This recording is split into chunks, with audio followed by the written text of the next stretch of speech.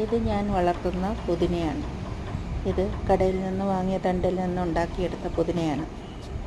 ഇതെങ്ങനെയാണ് ഉണ്ടാക്കിയെടുത്തതെന്ന് വെച്ചാൽ, കടയിൽ നിന്ന് കിട്ടുന്ന തണ്ടിൽ നിന്ന് ഇലകളെല്ലാം മാറ്റിയ ശേഷം അതൊരു കപ്പ് വെള്ളത്തിൽ ഇട്ട് വെക്കും. ആ വെള്ളത്തിൽ കിടക്കുന്ന തണ്ട് 4-5 ദിവസം കഴിയുമ്പോൾ വേരുകളാകും, പുതിയ നാമ്പുകൾ വന്നു തുടങ്ങും. അതെടുത്ത് ട്രേയിലേക്ക് ചരിഞ്ഞ രീതിയിൽ നട്ടുകൊടുക്കുമ്പോൾ അതിൽ എല്ലാം വേര് വരികയും പുതിയ തണ്ടുകൾ ഉണ്ടാവുകയും ചെയ്യും.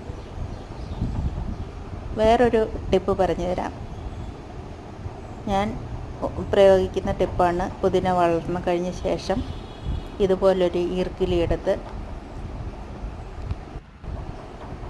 അത് വി ഷേപ്പിൽ മടക്കി ഒടിക്കുക.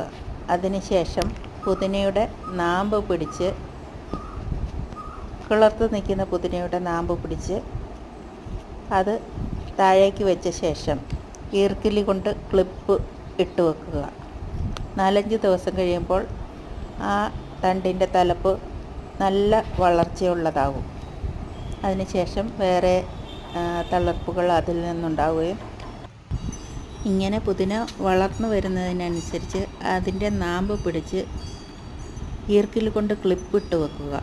അങ്ങനെ ആ ട്രേ നിറയെ നമുക്ക് ഒറ്റ പുതിനത്തണ്ട് കൊണ്ട് ഉണ്ടാക്കാൻ കഴിയും.